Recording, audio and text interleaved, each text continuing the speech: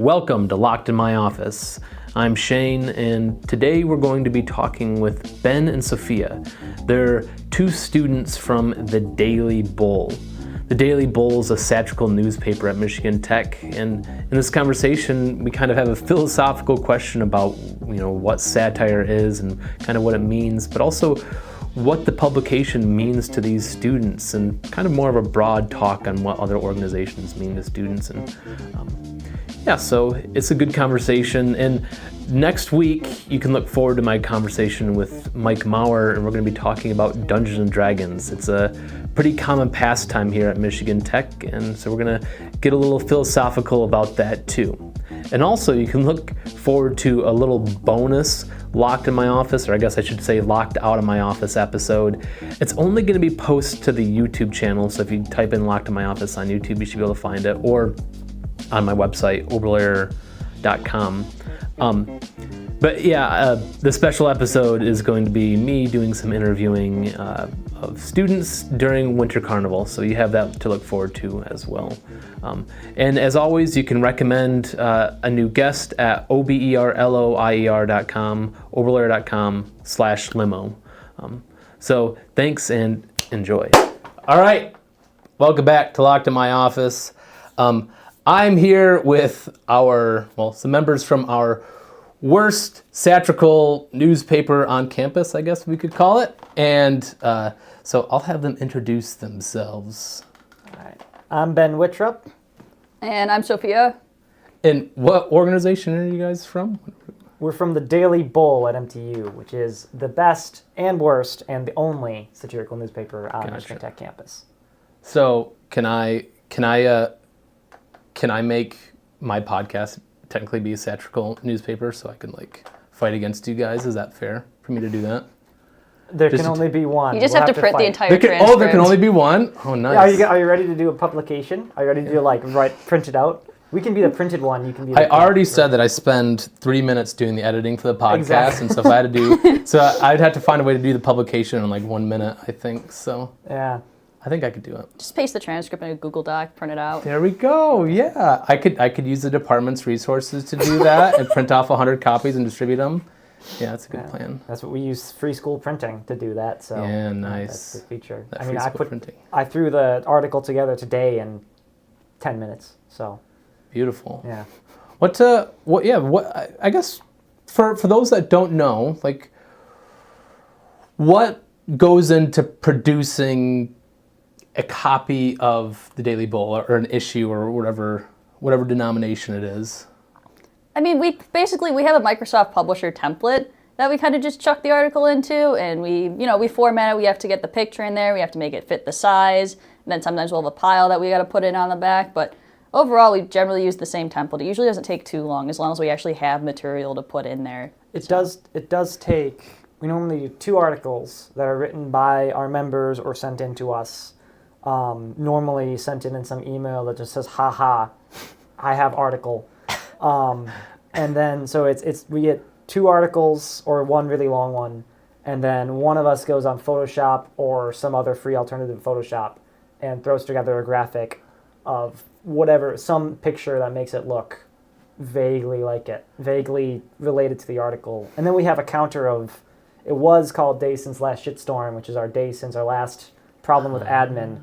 It's now since just been, we just have a days counter for whatever, so we come up with a joke for it every time. So gotcha. It's kind of more of a composite of a couple different things. But, yeah.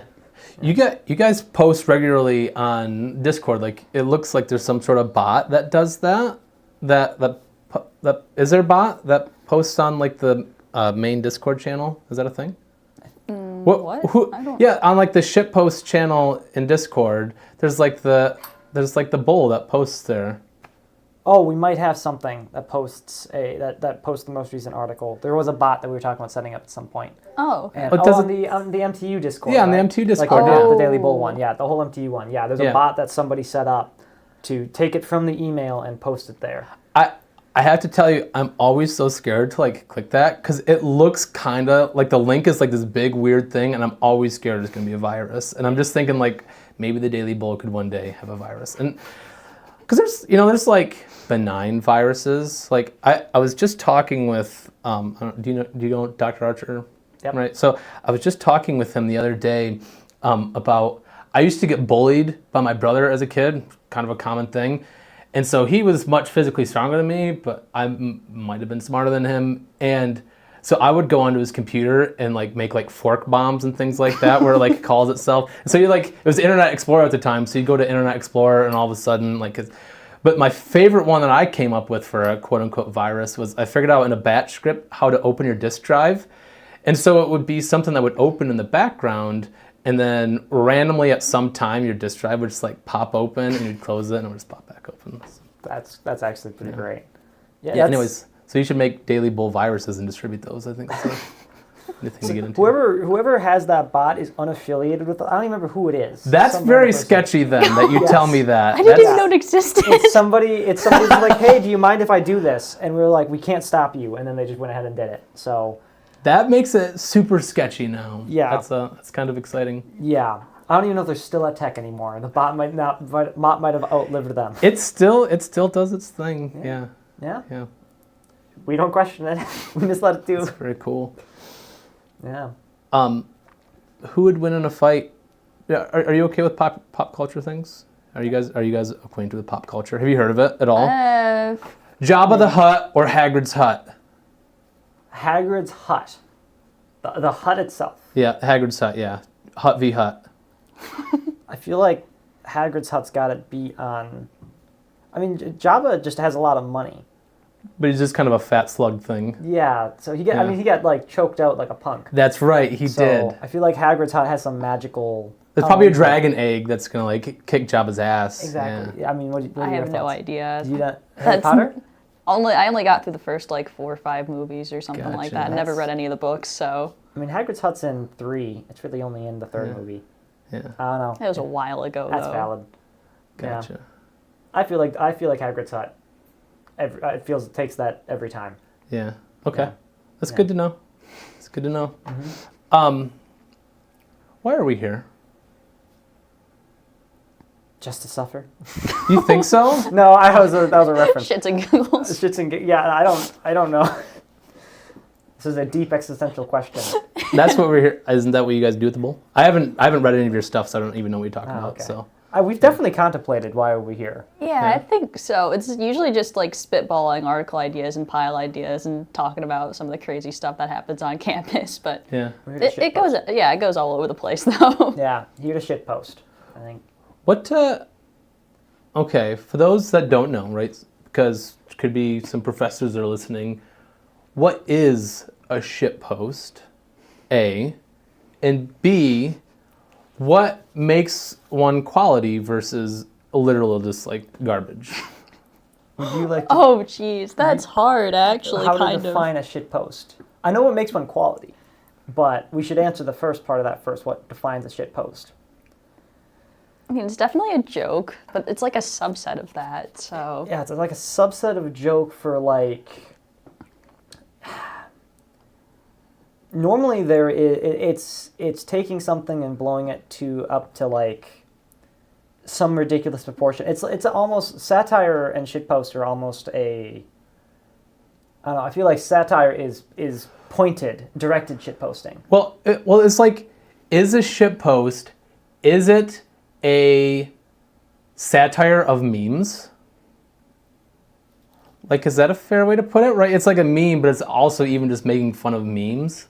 That's not a bad way to put it. yeah, but there's also like a bunch of different definitions of shitpost too. We use it a bit differently than some corners of the internet where they say a shitpost is like a very low quality meme or something like that. That's just been like completely nuked. But Yeah. I feel like the point of that is somebody at one point was like, meme quality got lower, and then the shitpost is the fact the satire of the meme getting low quality is making a low quality meme that's literally just like a PNG saying "ga" or something like that. Yeah. Like I feel like that's the idea. Is it a meme exaggerated to make fun of memes and whatever it's making fun of. It's not like whatever it's targeted at. Yeah. So does the Bull classify as a shit post, or what? What niche do you guys fill in? I think it depends on the article. I think we have some articles sometimes that are like high, like I wouldn't say high quality satire, but they're definitely like they're pretty they're poignant and they're like somewhat serious. Yeah. But like I don't know, it's like that whatever the one was about eating babies. A modest proposal. A modest proposal. It's like a modest proposal, just not quite as modest. So an immodest proposal, one might say, and not quite as good either. So a little lower quality than that. But like we have some that are, I think, pretty mature, as in like developed satire, and other ones that are just talking about pizza. That's today's article. Somebody talking about different kinds of pizza. And shit talking deep dish pizza for no good reason whatsoever. Chicago deep dish pizza. Yeah. I don't disagree with them. They've never had Giordano's. You ever had Giordano's? I've had it. Yeah, the tomatoes on top, kinda. Yeah. Or am I dumb? It's a place in like local to Chicago. Yeah, I've eaten there before, but I could have sworn like the pizza had like the tomatoes on top, and they're like. I think that sounds about right. I don't remember the one I got specifically having like whole tomatoes or anything on top of it, but yeah. Yeah. I just came up with an idea just a little bit ago, and I'm probably gonna get fired for even recommending this. But right, so we have this program here called Leading Scholars, and it's like to get students from high school and all that stuff. Anyways, I made a joke to one of our advisors, Lauren, who was just on the last episode, who said something about leading scholars, and I said bleeding scholars, and then it brought me down this thing about like Michigan Tech having like a student sacrifice program, and it's like the bleeding scholars program. Anyways, Write that down. Yeah, that's an article idea. Yeah. How do you guys choose articles? Like, how do you figure out what's like I have to ask, and this is, I guess, a serious question. Like, there's things that I find funny, but there's also like, I want to find things that other people are going to find funny, which isn't always the same thing.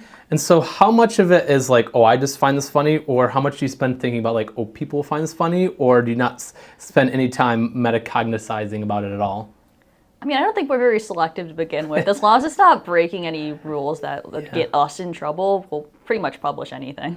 Yeah. We got limits as far as like, well, if stuff's in bad faith, just in general, or just like bad taste, bad faith, or it's just not like if it's like aggressive or targeting, like we don't do that. So even if someone could find it funny, it's like, we don't want to mess with that. But for the most part, I've written articles that literally only I probably understand or have any relation to. I wrote one a couple years ago about some Lego game, like Lego Command and Conquer ripoff.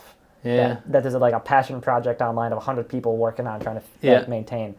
I'm pretty sure nobody else has ever played that game. So that I feel like that is eking totally into like the category of like shit posts, because you're saying like a lot of people probably pick this up and are like, what is this even? Exactly. Yeah. Yeah. So sometimes it's just like, I need an article today and I want to write about this weird thing that only I know. We made a jope recently about the poetic and prose. It was a poem and story about an article about the snow being delayed. Yeah. And I made we titled them something to the effect that this was my idea. Snow Lost in Transit. Snow Lost in Transit, the prose edit and the poetic edit. Gotcha, She did a poem. Yeah. Which I don't know how many of our readers know the prose edit and the poetic edit was the joke of. Yeah. Probably only I got that. Yeah. So that's awesome. Yeah. I mean, that's also kind of freeing in a way. Like, not like trying to do too much analysis about like what's actually funny and things like that, but just like I find this funny and like not fully like trying to care like if anyone else is going to find it funny. I guess, do you feel that way at all, that it is kind of freeing? I know it's getting kind of philosophical, but do you want to answer that first? I mean, I guess my answer is kind of, yeah. I mean, I don't know, because I don't know what we would do if we had a ton of articles to where we would have to filter it, if that's how we would filter it by, because we've just never had that problem. Your microphone is literally flipped upside down. Oh, okay. Does that fix it? You're probably good. Okay, okay. Crap, what was I saying? You're talking about, it was talking about articles, feeling free to... Yeah. So, yeah, I do feel like it's kind of freeing to just be able to write about whatever you want and not have to worry about it, getting judged too harshly as whether it's good enough to be a bull article. Really, our only requirements is don't get us in trouble. So I think that's pretty cool. Yeah. There's not a lot of pressure on it. Yeah. It's pretty like the creativity is pretty freeing to be able to just like kind of throw out whatever in a way, being able to just kind of like, come up with an idea. It's like, it's funny to me. It doesn't necessarily matter if it's funny to everyone else, but like, this is something that's entertaining, and I'll make it somewhat entertaining for, I'll throw in a couple dick jokes, and then, people will find it funny. Yeah. So like, I think it's to a degree pretty nice and a good way to like express creativity. Yeah. So I forgot my 3 legal things. 1, the things that we talk about do not necessarily reflect the views of Michigan Tech. 2, if you're in danger in any way, shape, or form, I gotta let somebody know. And 3, I forgot 3 again. 3 is, you're not protected from any sort of self-incrimination. That said, have you ever had an article that was like, ooh, we could get in trouble, or do you always steer away from that? What we do now. So a couple years ago, this is the deep lore of the Bowl. We were on Daily Bull was on probation. This was a couple years before I came in, and what happened was there was a unfortunate event relating to campus, and the president at the time wrote up an article and published and published it without anyone else seeing it first. Wait, in the Bowl? In the Bowl. About it was a very hold up. taste. I got really confused. I thought you meant the president of the university decided to publish an article in the Bowl, which would have been really badass. That would have been badass. Okay, so the president of the Bowl published an article. President of the Bowl, editor-in-chief of the Bowl at the time, had published an article that was in very poor taste, and the Bowl got put on probation. It got suspended for a year and then put on probation after that for like another. That was the day since last shitstorm. That was the counter when that started. Was days left of probation. So since then we've been a lot more careful about like, I wasn't there for that part, but taking that lesson forward, we've been a lot more careful about what we publish. There was been a couple articles and a couple topics that were like, we all want to write something about this. We all want to talk about this, but we really shouldn't. Yeah. And one very recently that I won't get into, because I don't want to bring that kind of attention to your podcast, this hallowed podcast. But yeah, there's been a couple that we kind of look at and we're like, we should steer clear from that. And my greatest Photoshop job ever probably will never see the light of day thanks to that. So I made a fantastic picture, and it's just not gonna. We can't publish it. I see. So there are some like internally joke type stuff about those things, and it's basically just the audience is the Bowl staff, kind of. Is that what you're saying? Or kind of. Yeah. I feel that's an appropriate way to put it. Yeah. We showed it at the meetings. We talk about it at the meetings. Yeah. But. Yeah, I know it's tough. Like I ask myself the same question with this podcast is, how political do I want to get? And there's some things that should be talked about, but also I just don't want to attract, as you call it, a shitstorm. So I kind of err on the side of politically neutral, I suppose, or just keep the focus away from there. But it is one of those things. It's like, but what if everyone did that? You know what I'm saying? Like, well, what if every single organization just decided to not go toward those? So, yeah. It is the nature of satire news. Nature of satire is to be a little controversial and to kind of on the edge, to cross that boundary, to venture just against that boundary and push it ever so often, or sometimes to step across it a little bit into the political, controversial stuff. That is the point of satire, but also it's, at least in our experience, the thing that we've kind of realized is we don't want to.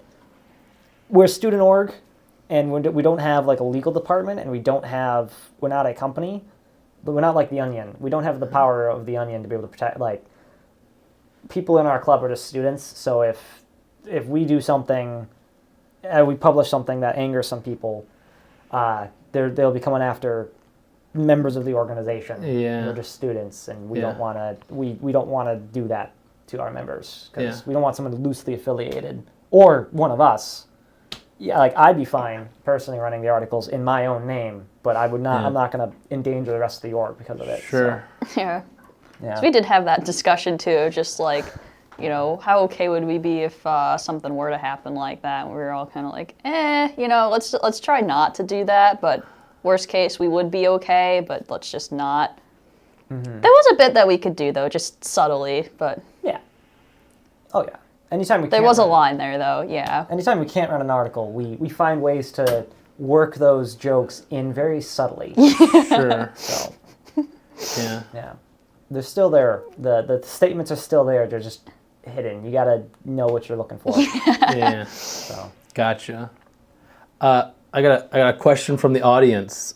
These are other bowl people, and I'm gonna ask the opposite of the question that they wanted me to ask. And so, what is your least favorite universal constant? least favorite universal constant. Least favorite universal constant? Oh, geez. I actually have a good answer for this one. I had a good answer for the most favorite, and I have a good answer for the least favorite. Yeah. But I don't know. I know my answer. I don't know Okay, if- well, I want to hear you guys, your I don't guys' know if first. it counts as a universal constant, but the golden ratio, that 1.618, whatever. Pisses you off. It's just not a real thing. Yeah. It's like, it's stuff that's kind of close-ish, but it's just not Yeah. really. It's one of those. It reminds me of like conspiracy board people. They try to find like, oh, this is like, it almost matches up. They're trying to tell us something. It's like, no, it's just like pattern shows up somewhere sometimes, occasionally. It's not really a thing that holds true. It annoys me. The golden ratio annoys me. Mine's gotta be Avogadro's number. It's like, come on, dude, pick a more round number. Pick like 1,000,000 atoms, not like 6.2 billion or whatever the hell it is. Yeah. Times 10 to the 34. Is that what it is? It's something I thought times it 10 was- to 30. Oh, okay. I thought it was 10 to the 23rd or something. Like Oh, it is 10 to the 23rd. Is it negative? No, it's How is positive. it? 10 I to thought the it was like 23rd. number of Yeah, atoms it's in a a wall count or of atoms. something. Yeah. I really think it should just be like 40 or something like that. Right? I agree. Yeah. Like it's a stupid number. Yeah. You got one, Sophia? I can't think of one. That's all good. That's all good. Fair enough. Let me see if I I can feel just the. don't know that many of them. Oh God, that's a mean question. Go for it. Well, I don't want to say the well. There's no opposite to this question. Well, sometimes I make this joke with my wife, and honestly, I think my wife might hate all my jokes, but we're like I'll say like, what's the opposite of like a question, and I'll be like, well, it's a bologna sandwich. You know what I'm saying? Like, the opposite of a cup is actually like the Hubble Space Telescope. Because like when you really think of like opposites, like the opposite. Anyways, that's a philosophical thing that nobody cares about. But I don't know if this question has an opposite. Favorite and least favorite professor. Favorite and least favorite professor. Do we want to say that on the podcast? You told me to ask it. I did. Favorite professor. Feel like might be giving me more trouble given my current situation. I have to admit, I think it's because of the topic, like the field I'm most in, because I'm in signal processing stuff is like my focus area. So I've always had a great time in Dr. Pinar's class here at Gotcha. Tech.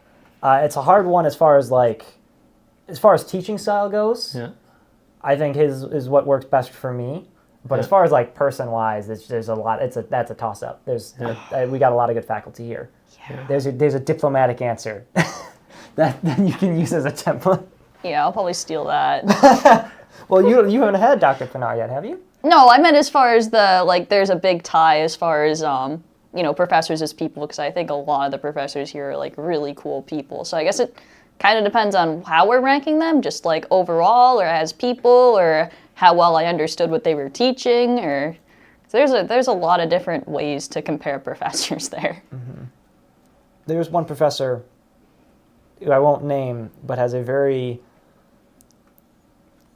the amount of the workload for the class and the difficulty of the questions are far outpacing the credit load and level of the class. And it's like a rite of passage amongst undergrads that every electrical and you're in this now. Every electrical. Oh, computer that engineering. one. Yep. Okay. Yeah. Wait, are you talking about me? No. No, it's not. Okay. Yeah. The thing is, they're really nice people, though, so I don't want to say anything the bad professor. about them. I love the professor, but the workload is a little excessive. So, and every year, it's people are just like, oh boy. So that's that was the only like complaint. I know friends now who are in classes with the professor, and it's like they're like, yep, it's that kind of class. It's just a lot of work, and nobody really knows what's going on, but we'll get through it. So that's the only complaint. Cool classes. Love the professor as a person, just as the workload is. Yeah, anonymous professor. I won't name names. So I got to ask the opposite of this question. How do we get rid of more snow? We got Winter Carnival this round, or coming around next week. How do we get rid of more snow? We got to increase those carbon emissions. You think That's so? a long-term solution. Long-term solution. I got a short-term solution. I'm thinking long-term. Okay, so what's your plan for increasing carbon emissions? I was thinking once you get the carbon emissions, global warming. How about we just like crank up the heat in the Urk even more? Yeah, it is pretty warm right now. Well, it's actually not so bad. It's only 72.5 degrees. I can't stand it in here. It's like 5 degrees more than it should be. I walk in every day and I'm sweating. I like walk up one story of stairs and I'm already sweating. This building has ruined several of my shirts. Nice. I'm so livid. That's our objective. Oh my god. I think the obvious option with Winter Carnival being so soon to get rid of more snow is flamethrowers. You think so? Yeah. I know Michigan Tech would not be happy with flamethrowers on campus, but like they ship in snow from elsewhere, so just melt the snow there with flamethrowers. I think that's the solution. Yeah. We could also do the opposite of what we're doing now. They're bringing in a bunch of snow. Why don't we just load it back up on the trucks and take it out somewhere? Steal snow. If you dump enough of it in the portage or on the portage, it'll break the ice eventually, and then it'll all melt or get swept away by the portage, or it'll just kill all the fish in the portage, which might happen. But Is it a true thing, or did I just make this up, that it's illegal to throw snowballs on campus? I heard it's illegal within the city of Houghton or something like that. My. Or town or whatever it is. Huh? I thought as soon as you left Houghton's bounds or whatever, it was fair game. That's at least what I heard. But I think that was from like my OTL or something like that way back when. So I'd buy that. I haven't actually looked at any official source. I think it's one of those things that they'll only enforce if it becomes a problem. Yeah. It's one of those rules on the books in case they need it. I know I've always heard I've never looked it up, but I've always heard since freshman year, don't throw snowballs on campus because public safety will hit you with a $50 fine. Obviously only if you get caught. Yeah. But, so I've never looked that up. I knew an RA and I know RAs, and they've always said, I think so. So I don't know whose rule it is or who enforces that. I do throw snowballs sometimes, so that's a good spot to record this on a podcast. So we'll see. Yeah, I'm a good example. Your disclaimer. Huh? I had a disclaimer. Yeah, you didn't say you threw snowballs on campus. You just said you threw snowballs. Yeah, they can't get you for that. That's right. Mm-hmm. Technically they weren't snowballs. They were granulated ice spheres. So I also do this thing sometimes, and maybe you can tell me if I'm a bad person, but I take snowballs, like I'll like be walking like to my house and it'll be like my daughter or my wife and I take a snowball and I just throw it up in the air and you never know what's gonna happen. I don't know, is that a bad thing? Is that a bad trait to have? It's like Russian roulette but with snowballs essentially, right? Keeps you on your toes. Gotta get your reactions. Yeah.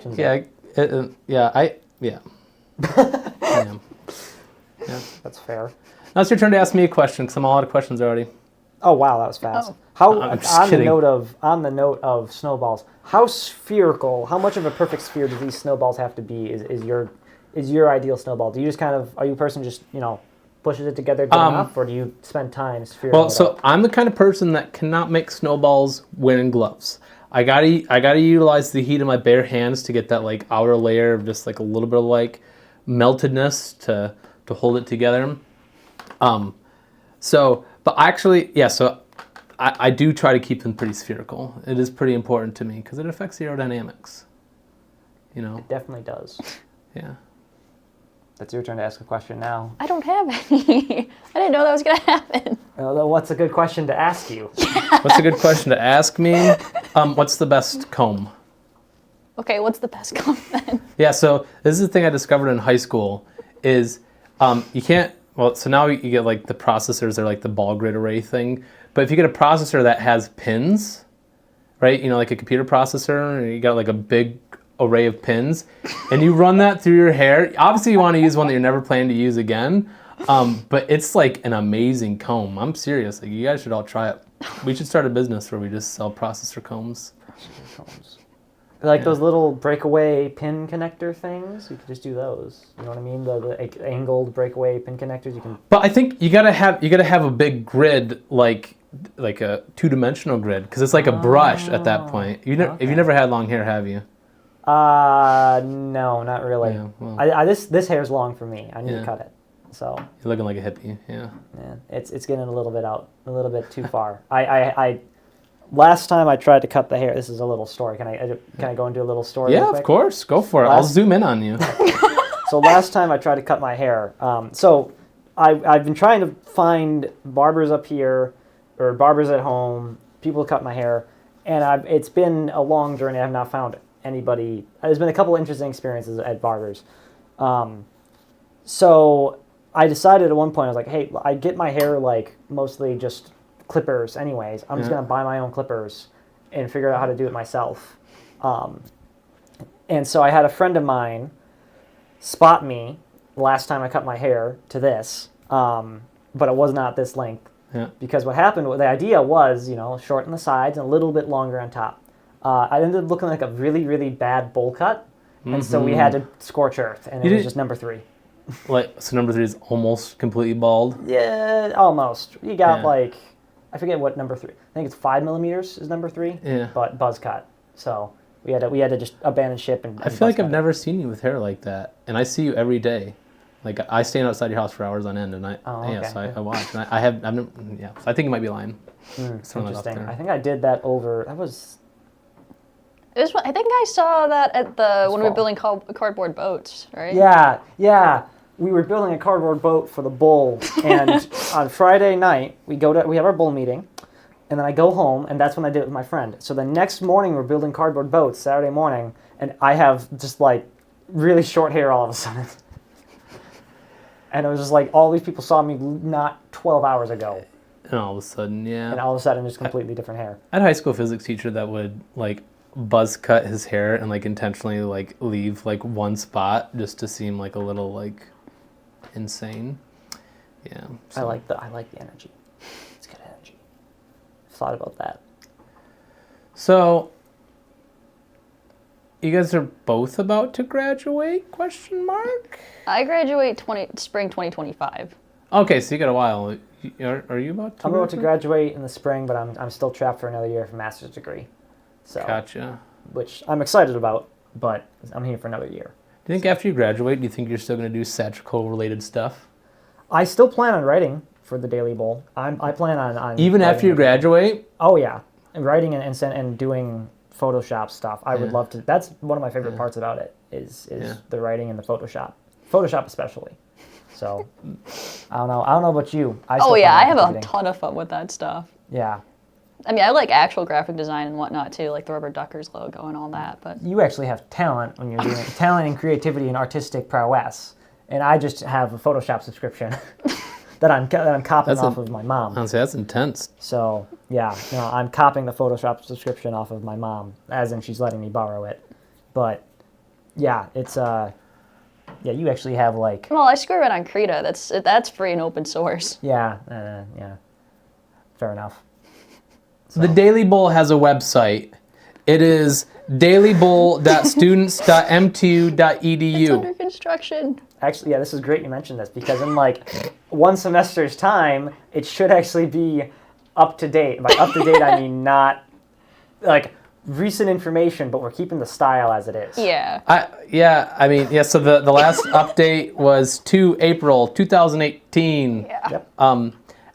I kind of, like, my little recommendation is, like, you should make a big splash so you finally updated your website, but actually, like, go, like, back in time. Like, make it, like, even, like, older and crappier. But, yeah, I think keeping the same theme is also really funny. Yeah. We got to have, like, AOL startup.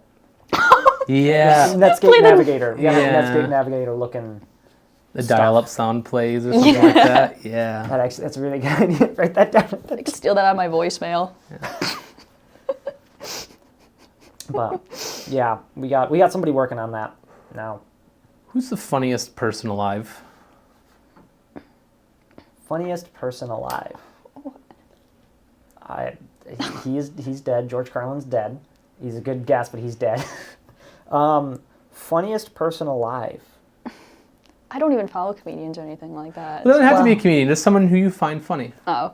Yeah, I mean, there are people I find funny in insincere ways. They're not trying to be funny, but I find them funny. But mostly they're I know the kind of person you're talking about. yeah. Mostly they're figures in power, which is Oh, well, yeah, I wasn't actually thinking about that. Like, what I was thinking about, and I just got done telling my my digital logic class about this, I think, about, like, people that are, and this is entirely fine, to be averse to profanity. I worked with an engineer who was averse to profanity, and but they would get in really, and so I swear quite a bit, you know, it's just kind of a common thing for me. But so this person did not, and I worked. So he's an engineer, and I worked under him kind of as a co-op, and there would be situations where, like, you, like, have, like, you should be enraged, like, you should be really angry, and you could tell he was really angry, and he'd be like, "Argh, Jiminy Christmas," and, like, that was like the worst profanity he could, and it was really hard for me to not start laughing, because, like, I would want to drop like 1,000 F-bombs, and instead we get Jiminy Christmas, or, like, he calls, like, something a hot dog or something along those lines. Yeah, My mom's like that. Only her line is gosh darn it. yeah, yes. I've done that a couple times with, like, random. I'll try not. It's funnily enough. It's like I'm not trying specifically not to swear. It's just I find it more amusing. I'll normally say, what is it that I've said before that's like. I know I say God bless it. Your microphone's upside down again, by the way. Oh. I know I've said like God bless it. I like God bless it. Yeah. Or God bless America. That's what I'll say. I'll say that instead of God damn it. But Yeah. God bless America. Sometimes that happens. But there's, I mean, I can't think of other times. What I think I say whatever floats your goat, whatever slaps your salmon. Yeah. But those aren't really like substitutes for swears. That's a good one, though. Yeah. I say in class sometimes I'll say "son of a bee sting." I've Have you heard me say that? Yes, you picked it up. I picked it up from you, that's and so people cool. are like, "Where do you get that from?" Pretty awesome. That's what I was going for. That's what I was trying to remember a second ago. That makes me feel successful. Yeah, I feel validated now. Yeah. Funniest person alive? I can think of a group of people with like archaeological NSYNC? conspiracies. Oh, okay. I was gonna say archaeological like conspiracy theory people. But Yeah. NSYNC is also I could vibe with NSYNC there. I did a lip sync contest to Bye Bye Bye. Really? With my brother at one point. Yeah. Okay, so it was like a duet, like the two of you, or Yeah, it was. We mashed together 3 songs. It was for a family thing, yeah. and it was Total Eclipse of the Heart. We did Hit the Road Jack, then Total Eclipse of the Heart, then NSYNC, Bye Bye Those are Bye. really good songs to. They were good. It was. We did a whole like dance routine to it too, and then the Total Eclipse of the Heart was the whole turn around. We were both turning around slowly. It was great. Yeah. My brother and I had a good time with that. So, Yeah. but NSYNC, I could go for. I think NSYNC's a fair choice. They're not still a thing. Okay. I don't know. That's about where I'm at. I think that was like 20 years ago that they were, so probably not. God, I feel old. I mean, I don't remember them like being I just remember their music. I don't know what Yeah, I thought they were making music in like the late 90s, early 2000s. That is correct. Yeah. Yeah. Yeah, I was there. 3,000 years ago, Gandalf. Yeah. Do you ever feel so? Because you're not far out of your PhD. Yeah, yes, I've had my PhD for 3 years now, maybe? Yeah.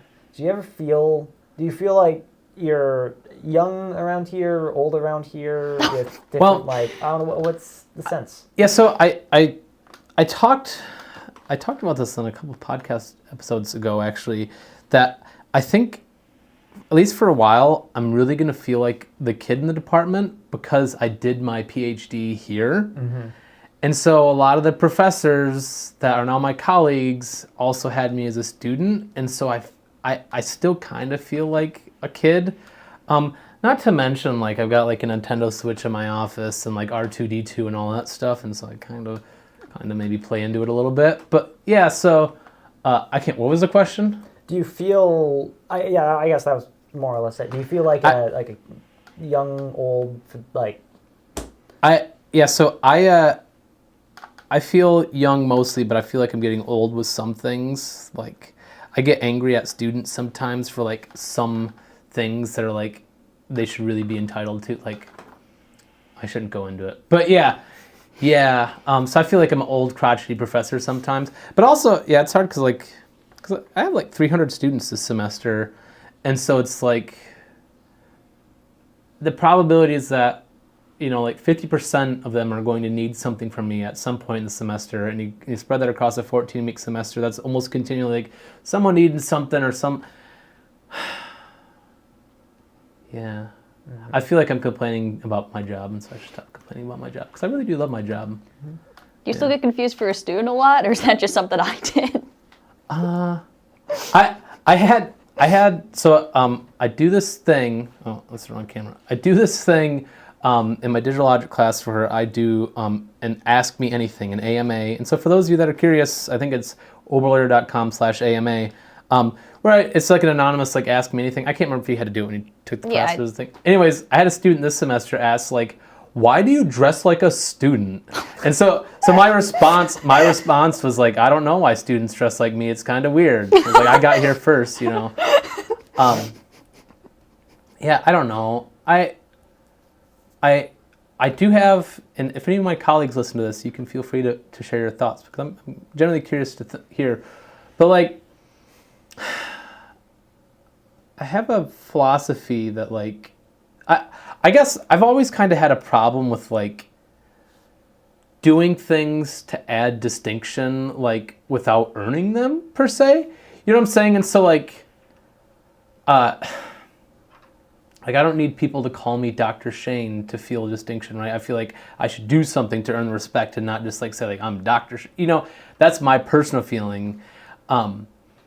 And so that's kind of my thing is, and I think there's value in trying, like, there's some sort of intentionality behind me trying to be relatable with students because I think that there is value in that, and like not being like trying to put myself be on the same exact level as students. I think is useful. I don't know. Maybe is that a bad thing? I feel like it makes you very relatable.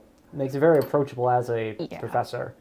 I can definitely say with with confidence, having had you as a student for a class, it's felt a lot less intimidating than like some of the other faculty. Dr.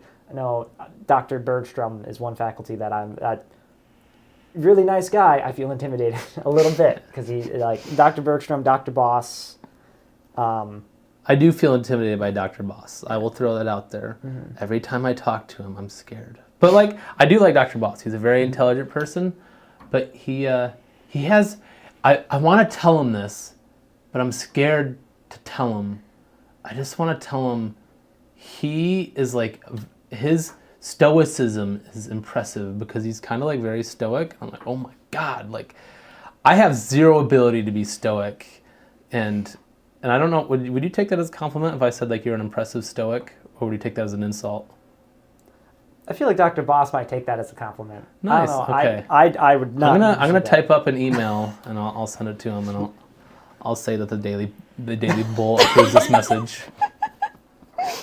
I do not speak on behalf of the Daily Bull. I mean, I definitely wouldn't consider it an insult. Yeah. Isn't stoic? Doesn't that usually have a positive connotation with it of just like a genuinely like pretty happy despite not really showing it so much? Or do I have the wrong definition of that? Or I don't know. I don't remember Stoic the is kind of like withholding emotion, I think, Oh, okay. sort of, yeah. Very stone-faced, just like not unfazed by anything. Yeah, I mean, I do also have an objective, like, people like that, like, I really want to make them laugh. You know what I'm saying? Like, I extra have an objective.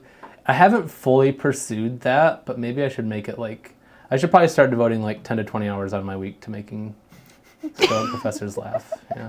That'd be great. Yeah.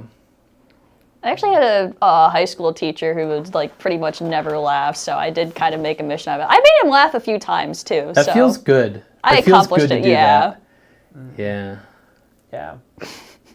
Here's the mission. It's always silly pop culture references and stuff too. It was a certain kind of humor that I guess wasn't common around my high school. So Yeah, I like trying to like identify a flavor of humor, like for like a group or whatever. Like I personally actually like really like doing that and then like kind of like doubling down on it.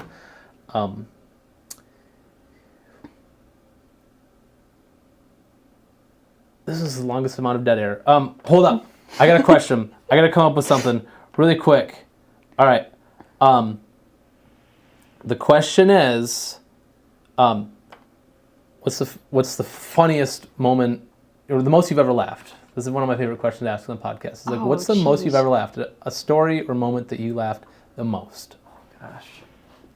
I don't even remember the context. I remember just one time though, I was at the roller rink with a bunch of my friends and we were just laughing so hard. Like I couldn't even breathe for like a solid, 10, 20 seconds or something. I have no idea why though. That's awesome. So it was probably something small and then someone laughed at someone and then it self-propagated? Yeah, I think it built up. Yeah, it was something that started kind of small and just like built up. I still have no idea what the exact context was. It was like, I don't know, I was probably like 14 or something at the time. I don't remember the context at all. It was just me and a group of friends. We were kind of all going back and forth on something, and it just ended up going like, I don't know. It was just hilarious. Yeah.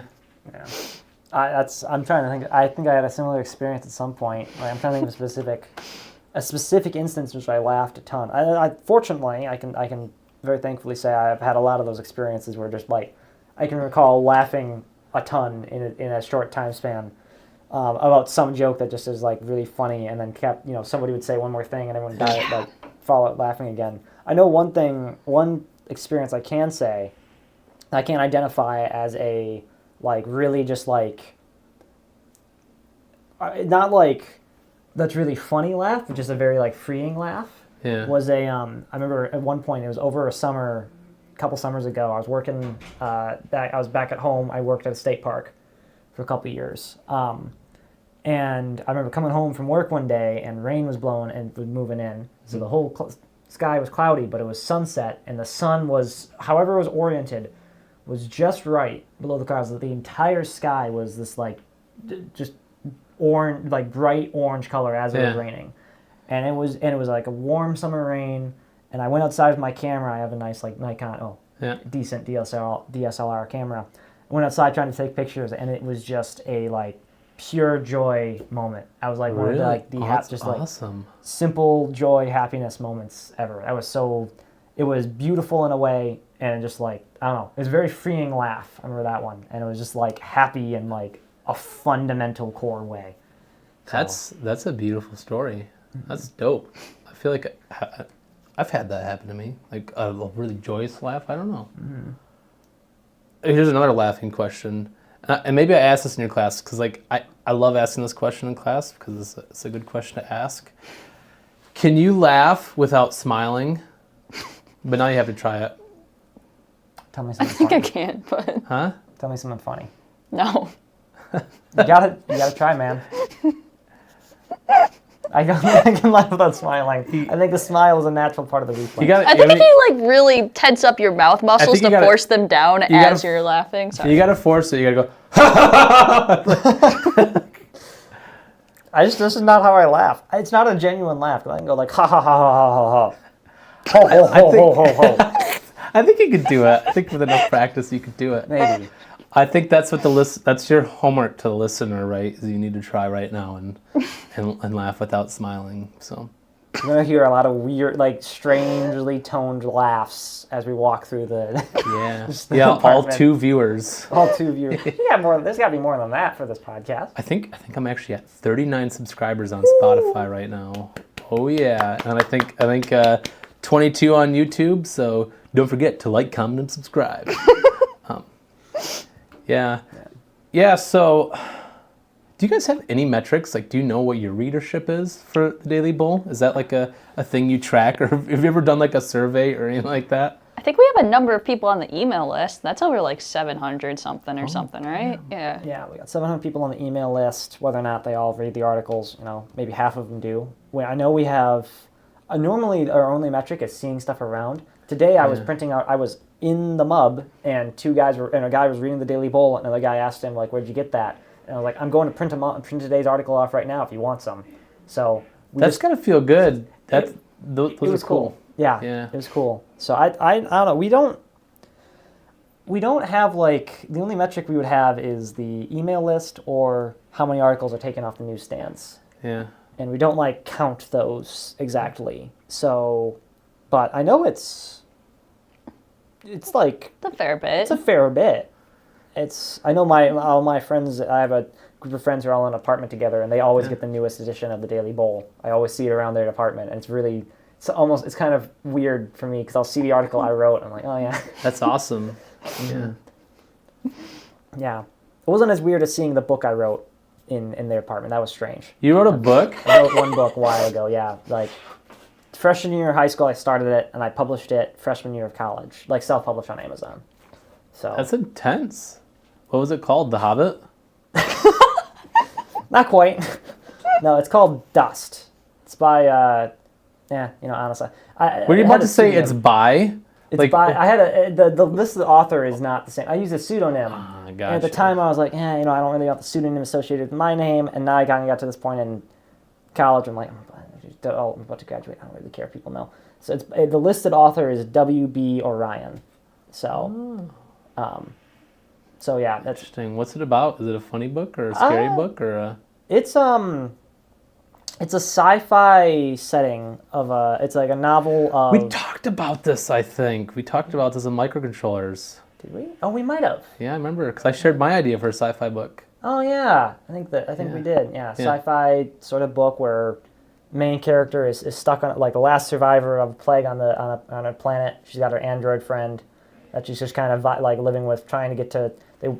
She's dreaming about getting to Earth, but doesn't think it's real. And then thinks it's just a story that her like grandma told her when she was young. And she finds another survivor whose mission is to try to get off the planet and get to Earth. Mm-hmm. So he's a little bit crazy. So it's I enjoyed the book. It's weird now. Like I'll see it. Like I've given it the printed copies to a couple people. I only had a couple of those. Yeah.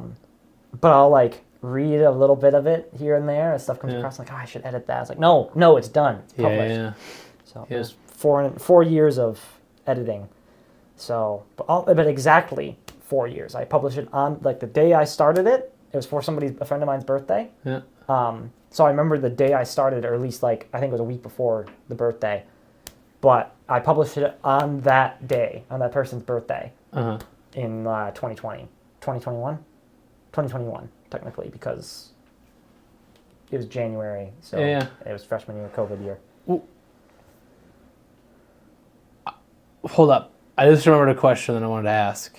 Kind of related to that, but not really actually related at all. You said Android, but it made me think of AI. What's the take on using AI with like the Daily Bull, or what are some of your guys' thoughts? Or did you see the literacy rates plummet article? I did see that one. Yeah. That was. So what was, for the listeners, what's that about? What was that about? It was a joke on people using AI images for their own purposes, especially when they have text generated on there. It generally, if you see the text in smaller areas, a lot of the time it doesn't match the text that they were intending to get on there. Yeah. So, that was the whole basis of the literacy rates plummet article. And the images I put on there were AI generated too. Yeah. And people will never, I guess, find out what text I'd actually put into the bot because, well, that's what came out. Yeah.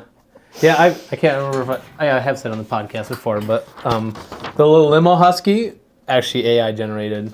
But yeah, I mean it's a super useful tool. But like, yeah, I get what you're saying. Like, yeah, actually, there for those curious, right? If you ever have used AI to generate images that have, personally, I recommend not putting words in them actually, and like photoshopping the words in afterwards, or even if there are words, photoshopping them out and then putting like better ones in. But actually, if instead you say the word, you say have a W next to an H, next to an A, next to a T, that actually can, that's going to increase your odds of, because if you say a word, it actually tries to create the whole word, but if you do letter by letter by letter, it actually like doesn't think about like words in a sense and instead letters. Kind of an interesting thing. That is interesting. Yeah. So let's go back to another question from here. I think we had questions that we were asked to provide questions too, right? Oh yeah. Yeah. So so Sophia, you had said that the story of you joining the bowl is kind of an interesting story. So why don't you share that? Back out of how I got into satire stuff. Yeah. Yeah. So that started a really long time ago. Actually, even just as a kid, I was writing like little articles about what was going on in the family and leaving them in the bathroom for people to read while they're in the bathroom. And then in high school, I decided to take it up a notch, and I started an underground satirical newspaper that was largely like making fun of some of the school's executive decisions because I thought some of those were pretty terrible, and so did a lot of people. There ended up being a whole Instagram account dedicated to it, and we were posting like full-length like editions of this non-publication because we didn't want to get in trouble for actually like publishing illegal / it's not actually illegal, I don't think, but you're not supposed to associate with the school or publish things like that, so we call it non-publications. Yeah. They got away with it. So yeah, I was going to do the same thing when I got to tech. I was going to start another underground satire newspaper. And then I found the bull. I was just like, all right, yeah, I'll join instead. And that's how that ended up. Awesome.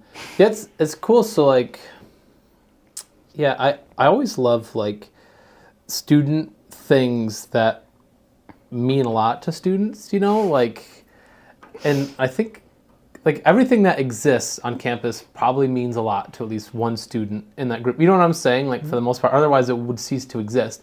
It seems like most groups have some sort of hero or something along those lines that more or less, I love the diversity of like all the stuff that like all like the different student groups and things like that. It makes me so happy. Mm-hmm. I kind of also a philosophical thing is just like the diversity of students. I don't know if next time you go into a class, don't talk to anybody. Just sit and what's a good word for it?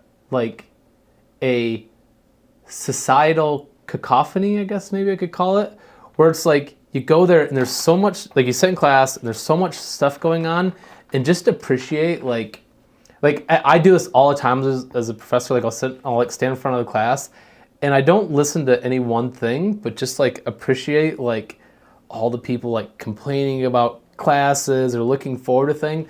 It's kind of, I guess, I don't know. It's a weird feeling. I don't know if I'm describing anything or just like talking about nonsense, but you guys should try it. Like just try to pay attention to like the diversity of. I know I'm sounding like this is like a sermon almost now, but I don't know. It's weird. I should probably stop talking about it. I get what you're saying though. I've done the same sort of thing. It's kind of. Yeah, I suppose it's kind of people watching to an extent. Just observing. Yeah. Yeah. No, it's cool. I find it like it's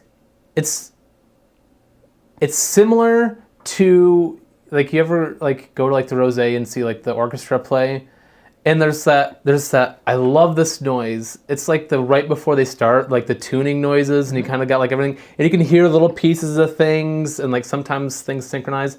Like that noise, I love that noise, and that's to me it's the same thing like before class. Yeah. Yeah, I've been to every KSO concert that I Really? Yeah, as long as I've been up here. I have a friend in the orchestra. That's awesome. I've been to every one, and I know exactly what you're talking about. It's really neat, the beginning Yeah. there. I've never thought about that way, but Yeah. yeah.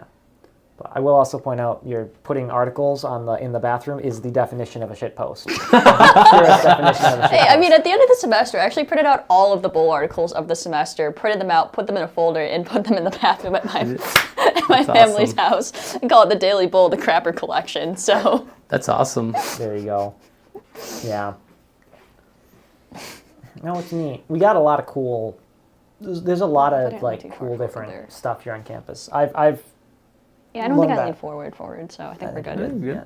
I've learned that in my time here. There's a lot of like just very, very different groups here on campus, and I got to interface with a lot of them.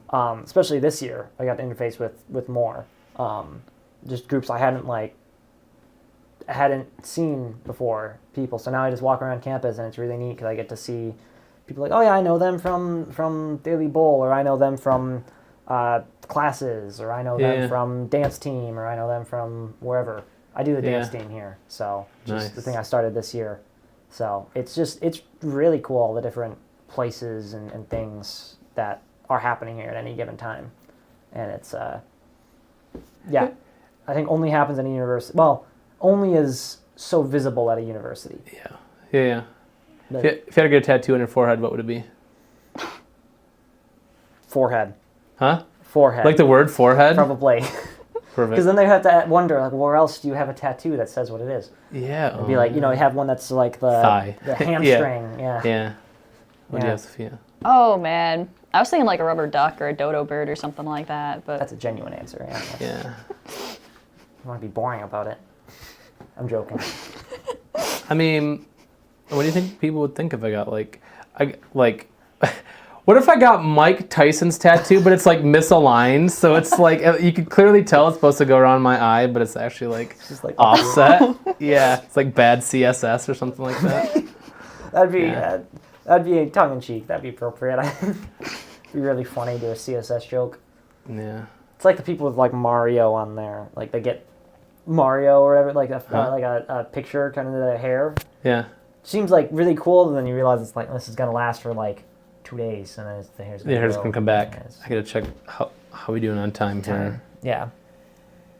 1 hour and 27 minutes. Holy moly. Wow. Time flies when you're having fun. That's right. So I have my final question, right? And that question is, what album do you recommend people listen to? what album? Like a music album? Music album, yeah. Or there's been like just songs or whatever. What are you listening to right now? Whatever you're thinking, just go ahead and plug it. That's one of the things that I've brought up several times on this podcast. Is just the diversity of music is super cool, and so I'm always curious to see what people. I totally listen to. have one. It's Marvin's Marvelous Mechanical Museum by Tally Hall. That's a mouthful. Okay, so what kind of music is that? Oh, they're all over the place. They're like a, I guess it's technically indie maybe, but yeah, they were a group. They formed at U of M early 2000s-ish.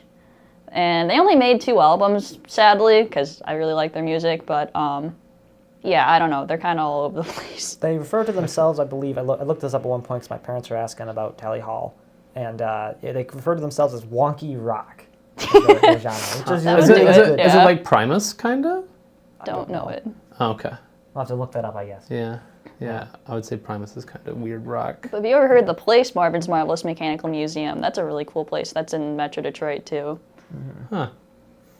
Interesting. It's like an old arcade, kind of. They have a bunch of old game machines and stuff like that you can even play still. Some of them are just funny little demonstrations with. It's a bunch of mechanical attractions. It's Marvin's Marvelous Mechanical Museum. So yeah. Interesting. Yeah. What about you? There's a couple that come to mind, but I think the album that I can think of as a specific album is one called Rachito Rico, which is by Boy Pablo, which I am, according to Obscurify, which is like the Spotify, how it's like an external app that says how obscure is your Spotify listening. Yeah. Apparently, Boy Pablo is like, I might be the only person in Michigan, only person in Michigan.